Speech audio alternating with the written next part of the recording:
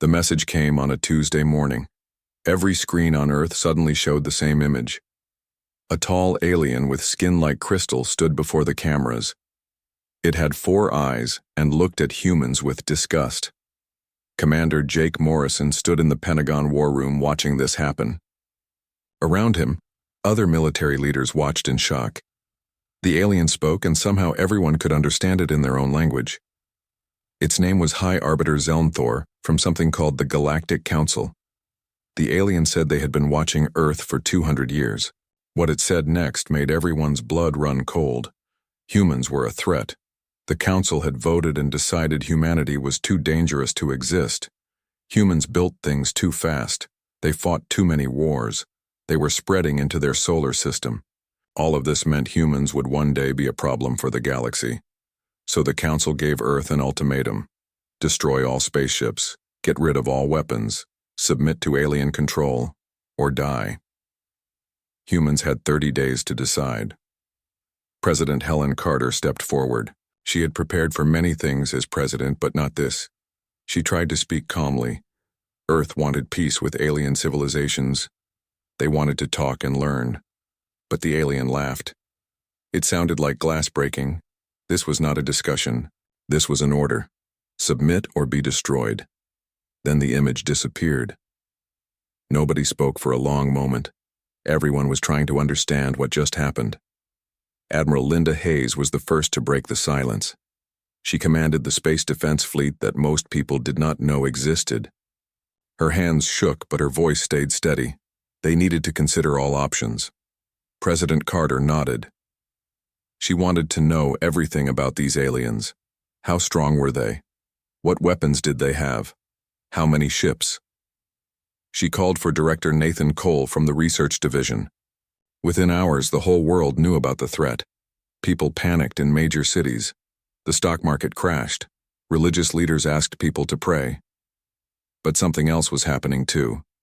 People were getting angry. Dr. Cole arrived at the White House carrying secret files. He looked tired but determined. He told the president about something called Project Defiance. His team had been working on it for years, but they were never sure they would need it. Now they did. President Carter wanted to see everything. That night, governments around the world held emergency meetings. The United Nations became a war council. Old enemies like China, Russia, America, and Europe forgot their differences. They all faced the same threat now. General Marcus Webb spoke to the Joint Assembly. He was the supreme commander of the newly formed Earth Defense Force. General Webb laid out 3 choices. First, they could surrender and lose everything that made them human. Second, they could hide and hope the aliens left them alone. Third, they could fight. A delegate from Brazil thought fighting was crazy. How could they fight an interstellar empire? Earth barely had ships that could reach Mars reliably. Director Cole stepped forward with surprising news. For 15 years, his team had been studying alien technology they found at abandoned probe sites. They made breakthroughs, big ones. He showed them images of sleek warships in lunar orbit. These ships were fully operational with trained crews. Earth had weapons based on new scientific principles. They had 140 combat pilots trained for space warfare. It was not much against an empire, but it was something. President Carter stood up. She had made her decision. The Council thought humans would surrender because they were young and scared. The aliens thought threatening Earth would make humans submit. She looked around the room at representatives from 7 billion people. They were about to learn what humans do when trapped in a corner. Humans do not surrender. They fight. Some might call it madness or suicide, but she called it freedom. The vote was unanimous. Earth would fight. 24 hours after receiving the ultimatum, Earth sent its response. President Carter made sure the message would reach the Galactic Council on every frequency. She stood before cameras broadcasting to Earth and to the stars beyond. She spoke directly to High Arbiter Zelnthor and the Council members. Earth had received their ultimatum. Earth rejected it completely. Humanity would not surrender its freedom, technology, or future to any power. The Council threatened human homes, children, and future. Therefore, as President of Earth's united government, She formally declared war on the Galactic Council. The Council wanted to see what humanity was capable of? Come and find out. The message ended. Across Earth, people watched in fear and pride. They chose to risk everything rather than live as slaves. They chose freedom over safety. In orbit around Earth, Commander Jake Morrison stood on the bridge of the EDS Resilience. This was humanity's first true warship. Around him, his crew prepared for battle. They were veterans from air forces, navies, and space programs around the world. Lieutenant Amy Foster announced that all stations were ready. Morrison was the commander, and the ship was his responsibility.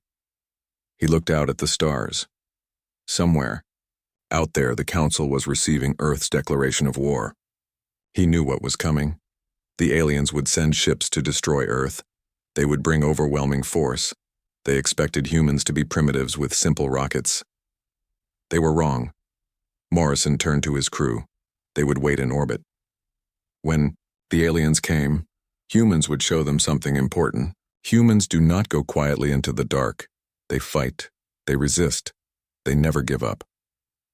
His crew nodded in agreement. They were ready.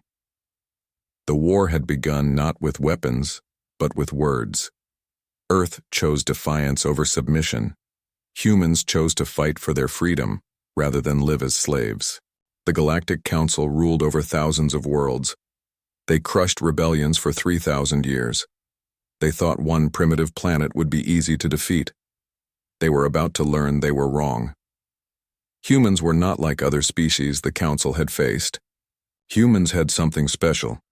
When pushed to the edge, when facing impossible odds, when death seemed certain, humans did not break. They got angry. They got creative. They fought back with everything they had. The Council wanted to make Earth an example. They wanted to show the galaxy what happens to species that resist. Instead, they were about to give the galaxy a different kind of example. They were about to show what happens when you threaten humanity. The countdown had begun. In 30 days, the Council would send their fleet. Earth would be ready. The alien fleet arrived 9 days later. 300 warships appeared at the edge of the solar system. They came out of hyperspace in perfect formation. Each ship was massive, built to destroy planets. Supreme Admiral Torvin stood on the bridge of his command ship called Eternal Judgment. He was a tall reptilian creature covered in scales. He had crushed 17 rebellions in his long career. This would be easy. Admiral Linda Hayes watched from Earth's flagship, the EDS Defiance. She saw the enemy ships on her tactical displays. Each alien vessel was bigger than Earth's largest ship. Lieutenant Danny Pierce was young and scared.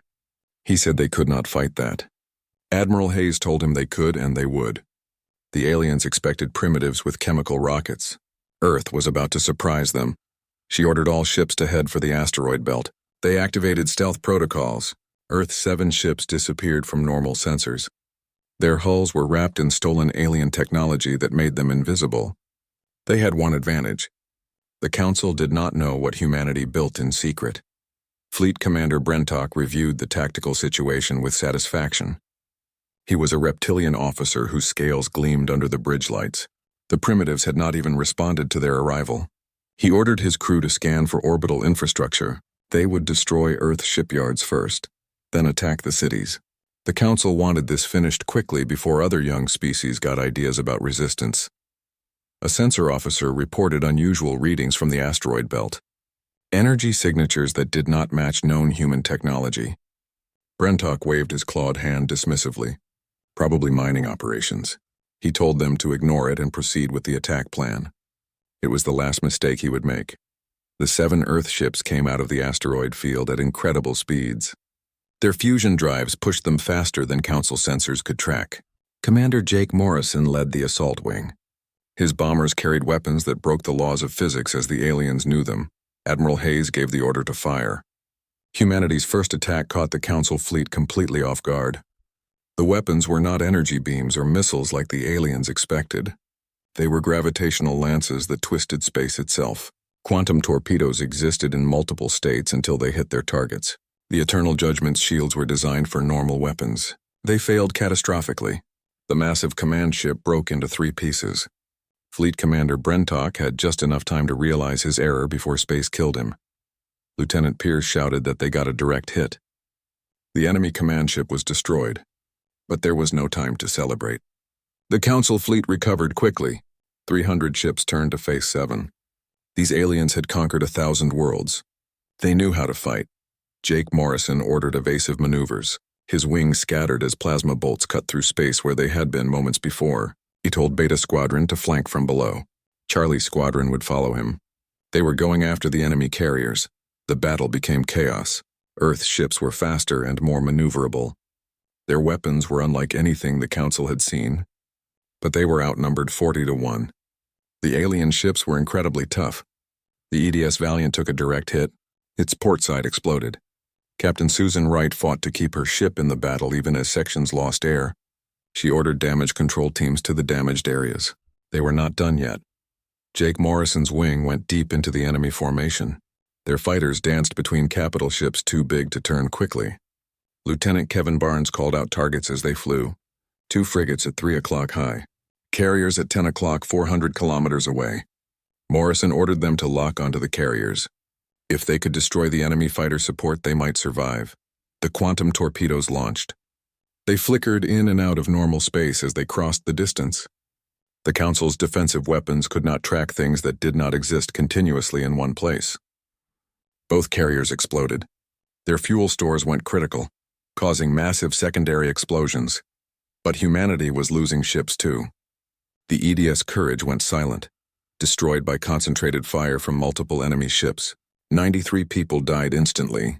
Admiral Hayes made the hardest decision of her life. She ordered all ships to execute Protocol Omega.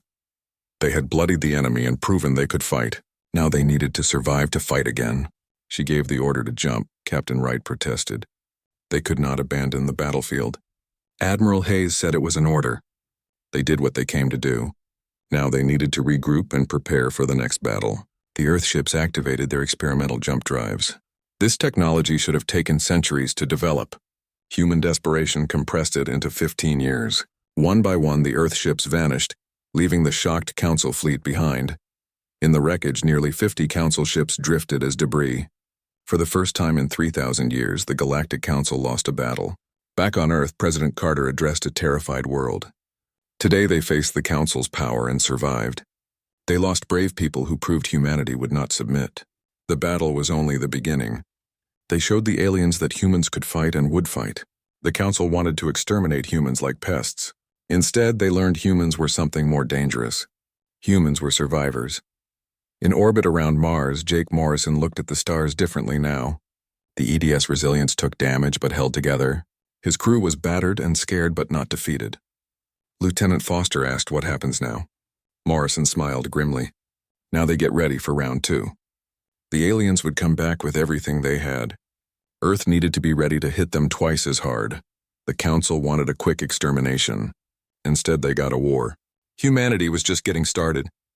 The battle proved several important things. Earth's technology worked. Human pilots could fight alien veterans and win. The Council was not invincible. Most importantly, humanity showed the galaxy that resistance was possible. News of the battle spread across alien communication networks. Species that submitted to the Council decades or centuries ago watched in amazement. A primitive species just destroyed 50 Council warships. It seemed impossible. The Council ruled through fear for thousands of years. That fear was cracking. On the Council homeworld, emergency sessions were called. How did the primitives have such advanced technology? Where did they get stealth systems and jump drives? How did they build warships in secret? The Council demanded answers, but nobody had them. They underestimated humanity. That mistake cost them 50 ships and thousands of lives. High Arbiter Zelnthor addressed the Council in rage. This was unacceptable. They would send more ships. They would crush Earth and make an example that would terrify the galaxy for another 1,000 years. But some Council members were worried. If one primitive species could fight back, what about others? What if this sparked rebellions across the galaxy? The war changed in that first battle. It was no longer about destroying a primitive species. It became about maintaining control over an empire. The Council could not afford to look weak. They would send everything they had to destroy Earth. But Earth was ready. Humanity proved it could fight. Now they would prove they could win. The Battle of the Outer Ring changed everything. Within hours, footage of Earth ships destroying Council vessels spread across the galaxy. Species who submitted to the Council long ago watched in shock. On Earth, humanity prepared for revenge. The Council would come back with more ships and more weapons. President Carter stood in the war room beneath the White House. Holographic displays showed military preparations across the planet. General Marcus Webb pointed to defensive positions throughout the solar system. They were building fortifications on the moon. Gun platforms were being installed on the moons of Mars. They were placing mines on all approach routes to Earth. Director Cole's team worked day and night building more ships. But construction took time they might not have. Admiral Hayes said they needed to buy time. Her arm was in a sling from injuries in the first battle.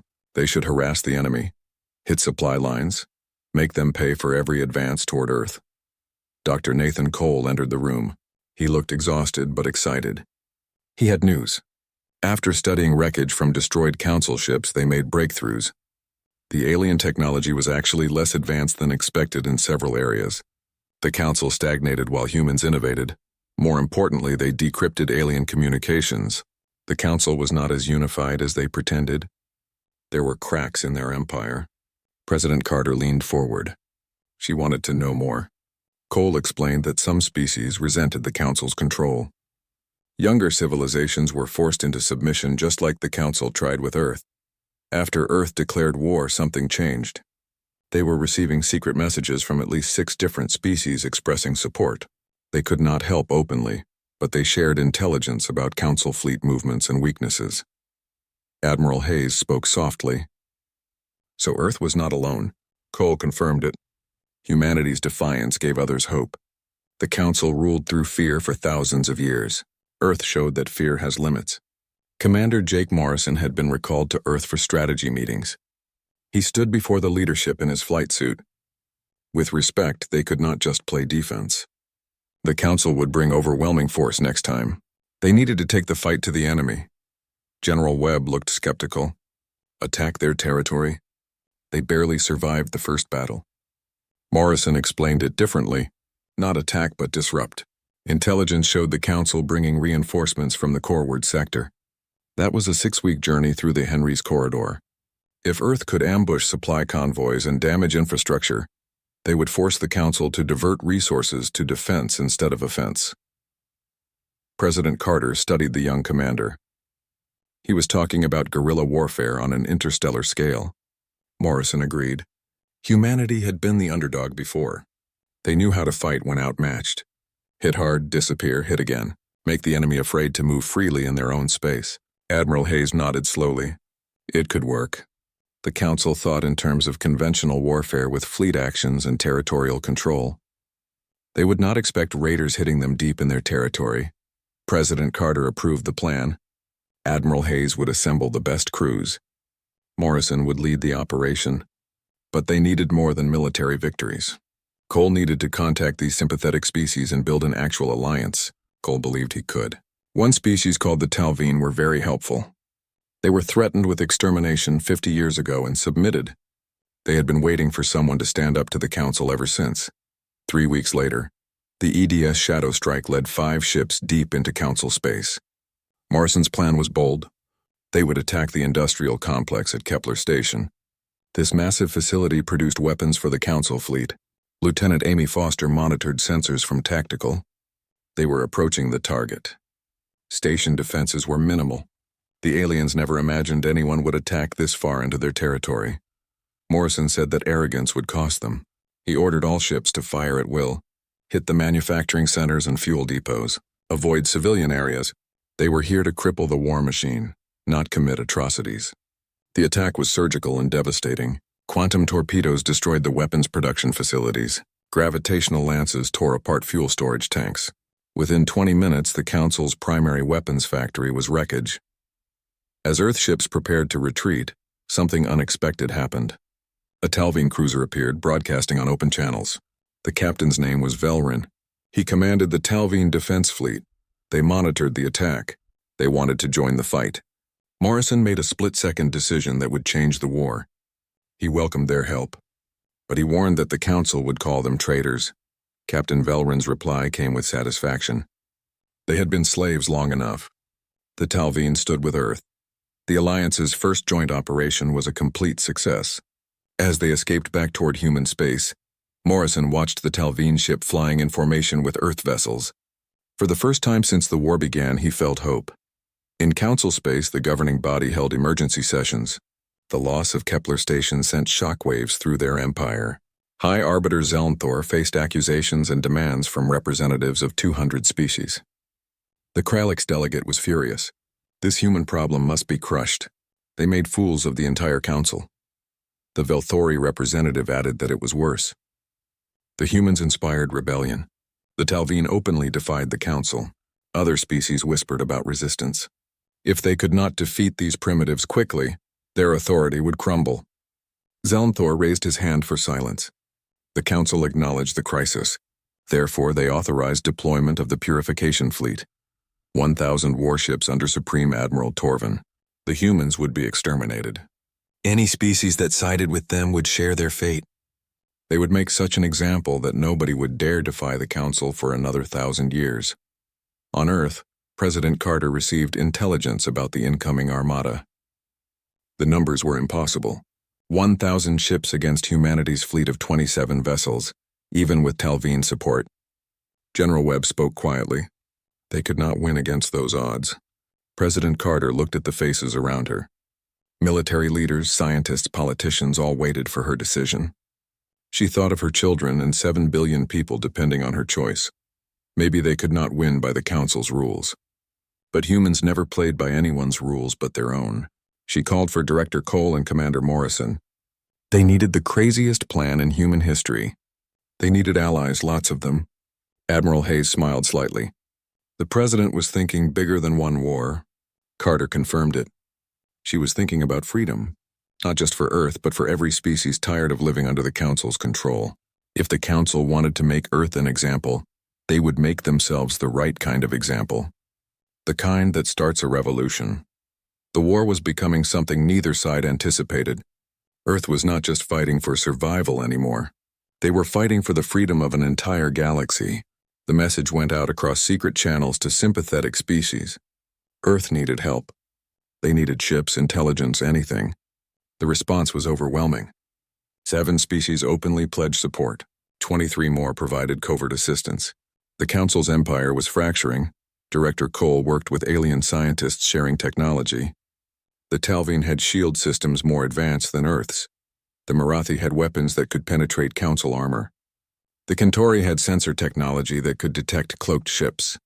By combining the best technology from multiple species, they could create something powerful, something that could stand against 1,000 ships. Commander Morrison trained mixed species crews. Humans, Talveen, Marathi, and others learned to work together. Language barriers fell. Cultural differences became strengths. They learned from each other. Human tactics combined with alien experience created new strategies. The Purification Fleet was coming, but they would not face just Earth. They would face a growing alliance of free species united by one goal: freedom. The Purification Fleet arrived 43 days after the raid on Kepler Station. 1,000 warships emerged from hyperspace at the edge of Earth's solar system. Supreme Admiral Torvin stood on the bridge of his dreadnought called Inevitable Victory. He was a towering reptilian warrior who crushed 17 rebellions in his career. He surveyed his armada with satisfaction. 1,000 ships against these primitives and their handful of traitor allies. This would be the shortest war in Council history. What Torvin did not know was that everything changed in those 43 days. President Carter stood in the new Joint Operations Center carved into the lunar surface.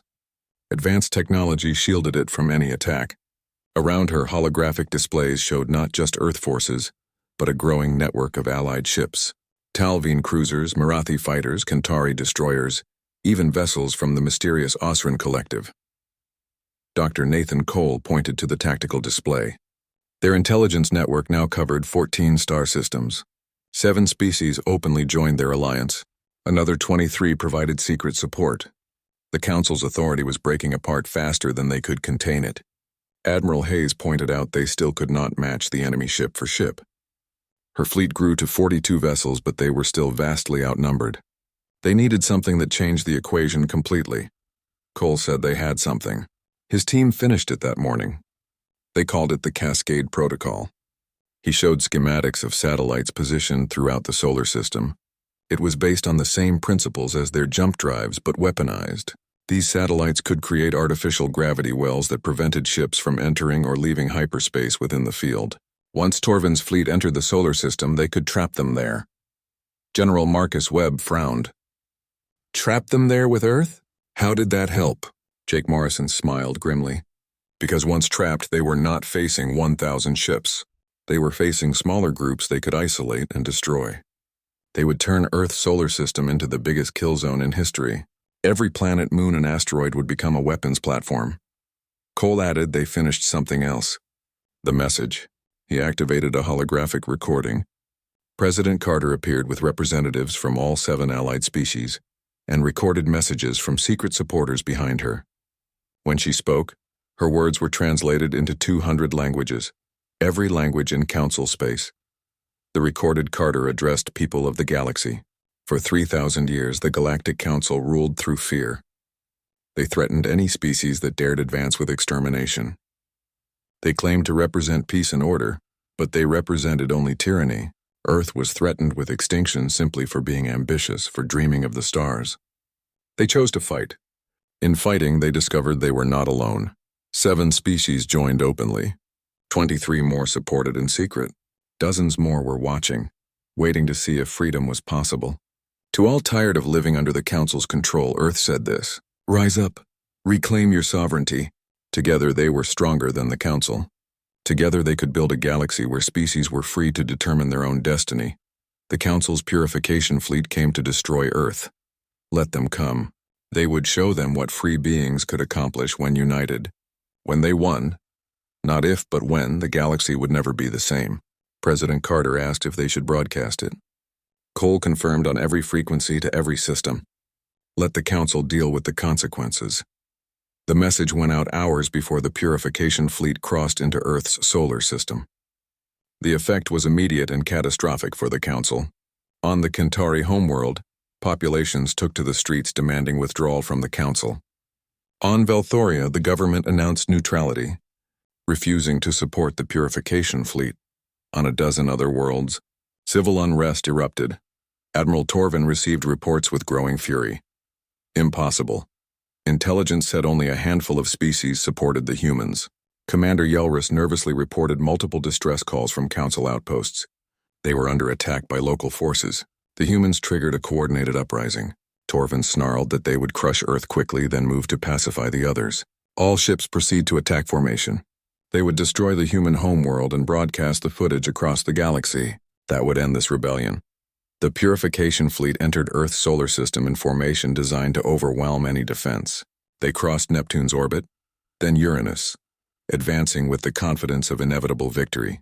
Then the Cascade Protocol activated. Across the solar system, 200 satellites fired simultaneously. They created a web of gravity wells that made hyperspace travel impossible. The purification fleet was trapped. Torvin demanded to know what was happening as alarms blared. Why could they not jump? Before anyone could answer, the ambush began. From behind Jupiter's moons, Earth's fleet emerged. From the asteroid belt, Talvine ships appeared. From concealed positions around Saturn, Mirathi and Kentari forces struck. The trap was complete. Jake Morrison led the fighter assault. His wings screamed toward the Council vanguard at velocities that pushed human endurance limits. All wings target their capital ships. Make every shot count. The battle was unlike anything the galaxy had seen. The Council forces were superior in numbers but scattered across the solar system, unable to concentrate firepower or retreat. Alliance forces struck like wolves, attacking isolated groups with overwhelming local superiority before vanishing to hit another target. The EDS Defiance engaged 3 Council battleships near Mars. Admiral Hayes directed her crew with calm precision. Fire gravitational lancers at full spread. Target their engines. Cripple them, do not destroy them. She wanted crews who could tell others what happened here. The battle raged for 18 hours. The solar system became a war zone of epic proportions. Engagements stretched from Mercury to the outer planets. Council forces fought bravely, but they were disoriented, trapped, facing an enemy that turned an entire star system into a fortress. Supreme Admiral Torvin's flagship came under direct assault from Morrison's wing. Quantum torpedoes flickered through the ship's shields, detonating inside the vessel. The inevitable victory survived, but barely. It was crippled, life support failing, over half its crew dead or dying. On the bridge, Torvin stared at the tactical display showing his fleet in ruins. Of 1,000 ships, fewer than 400 remained combat-capable. His communications officer reported uprisings on 50 council worlds. The authority he spent his life defending was crumbling. The humans were hailing them. President Carter's image appeared on the main screen, broadcasting not just to Torvin but to every ship in the system, and through them to the entire galaxy. Admiral Torvin, this is President Helen Carter of Earth. Your fleet is defeated. Your empire is collapsing. She offered terms. Surrender now and surviving crews would be treated with respect and returned home. Continue fighting and they would destroy every last ship. Torvin's pride fought with reality. He lost, the primitives beat him. In doing so, they sparked the revolution he was sent to prevent. He surrendered. Each word tasted like poison. The council would never forgive this defeat. President Carter replied that the council was finished. By tomorrow, 20 species would declare independence. Within a month, the council would exist only in history. The question was whether he wanted to be remembered as the admiral who prolonged unnecessary suffering, or the one wise enough to prevent further bloodshed. The formal surrender transmitted across the galaxy. The Purification Fleet, the Council's mightiest force, was defeated by an alliance of free species fighting for sovereignty. On Earth, celebrations erupted. In orbit, exhausted crews embraced. Across allied worlds, people watched battle footage with awe and hope.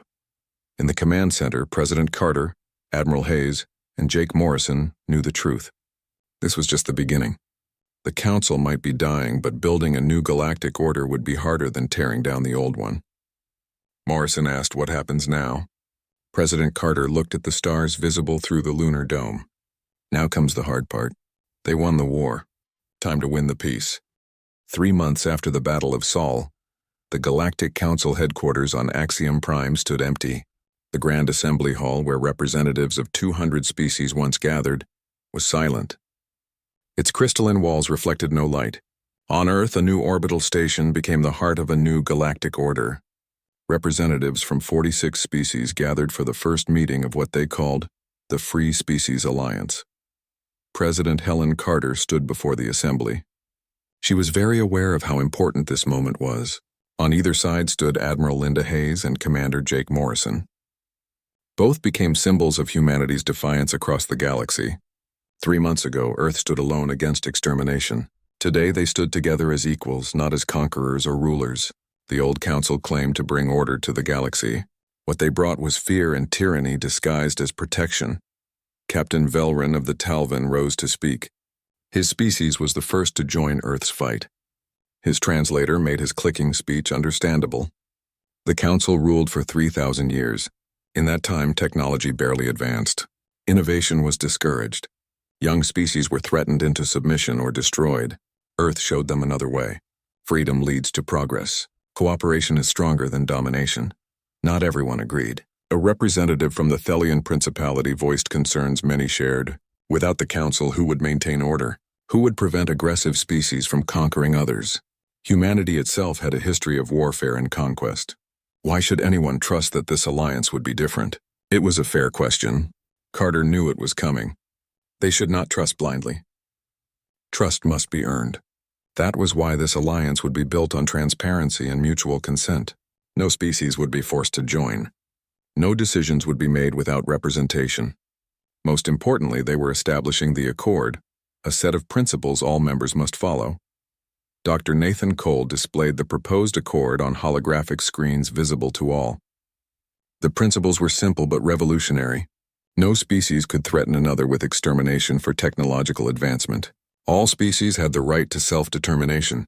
Conflicts would be resolved through arbitration, not force. Technology would be shared freely among members to benefit all.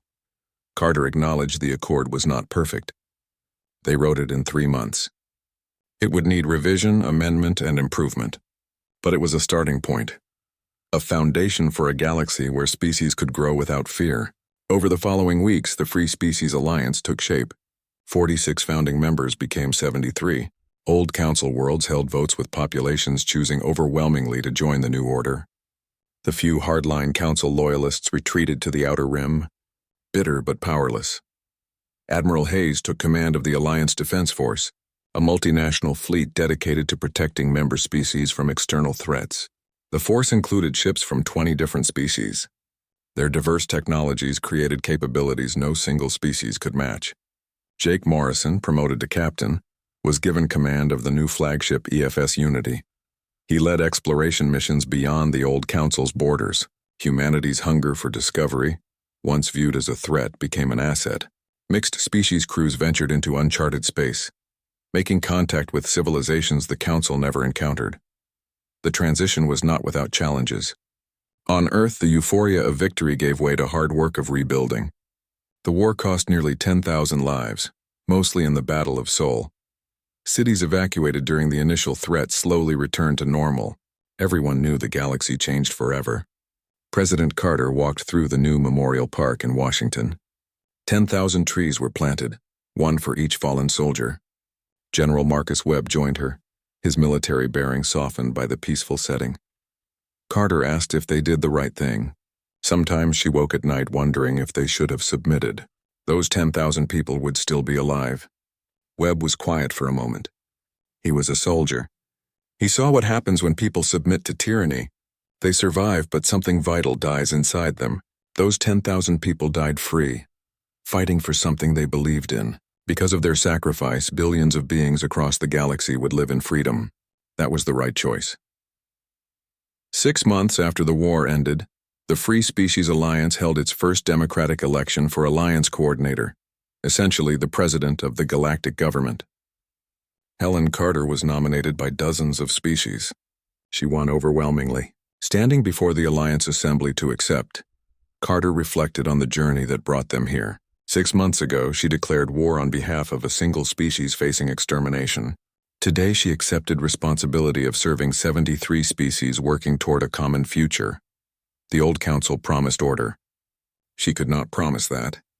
What she could promise was freedom. Freedom to grow, explore, make mistakes, and build something better. The assembly erupted in approval.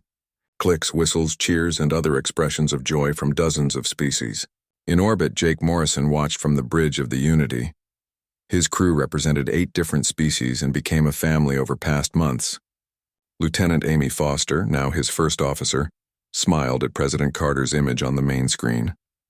Hard to believe this all started with a threat and a crazy decision to fight back. Morrison replied that was humanity. They do not do things the easy way. But when they commit completely. Kevin Barnes, now Chief Tactical Officer, pointed out the viewport at growing traffic around Earth. Ships from across the galaxy came and went. Trade vessels, diplomatic transports, scientific expeditions. 6 months ago, they were alone. Now Earth was becoming a hub for the whole galaxy. It was true. Earth's rapid technological development, creative problem-solving, and emphasis on cooperation made it attractive to species seeking innovation and fresh perspectives. Universities welcomed alien students. Research facilities became collaborative endeavors. Earth's cultural output, music, art, literature spread across the stars, introducing the galaxy to human creativity. Not everything was perfect. There were tensions, misunderstandings, and occasionally conflicts between species. The Accord was tested repeatedly in its first year, but each challenge was met with dialogue and compromise rather than threats and violence. 1 year after the declaration of war, a ceremony was held in Memorial Park.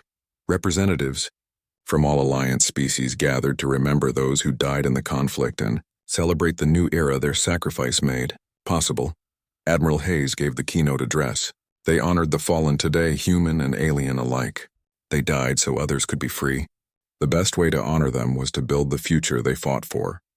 A galaxy where disputes are resolved with words instead of weapons, where young species are mentored instead of threatened, where freedom and cooperation are the foundation of civilization. After the ceremony, the original members of Earth's war effort gathered privately. President Carter, Admiral Hayes, General Webb, Jake Morrison, Dr. Cole, and others who were there from the beginning shared a quiet moment. Cole asked if this would last or if the Alliance would eventually become what the Council was. Carter replied, "That depends on us. Every generation will have to choose freedom over control, cooperation over domination." They could not guarantee what future generations would do, but they could give them the best possible start. Jake Morrison raised his glass. To the future. May it be worthy of the sacrifices that made it possible. To the future, they all echoed. Outside, the stars shone brightly over a transformed Earth. Humanity was threatened with extermination for daring to reach for those stars. Instead, they sparked a revolution that freed an entire galaxy. The Council wanted to make Earth an example. They succeeded, but not in the way they intended. Earth became an example of what was possible when beings refused to accept tyranny. An example of courage, defiance, and the power of unity. An example of how the threatened can become liberators and how even the smallest species can change the course of history. The Galactic Council threatened Earth. Earth responded with a declaration of war. In winning that war, humanity gave the galaxy something it had not had in 3,000 years. Hope for a better tomorrow. The dawn of a new galactic era had begun. It started with simple words that echoed across the stars. We will not surrender. Come and find out. Those words became the rallying cry for freedom across the galaxy. They represented humanity's refusal to bow to tyranny. They showed that size did not matter when fighting for what was right.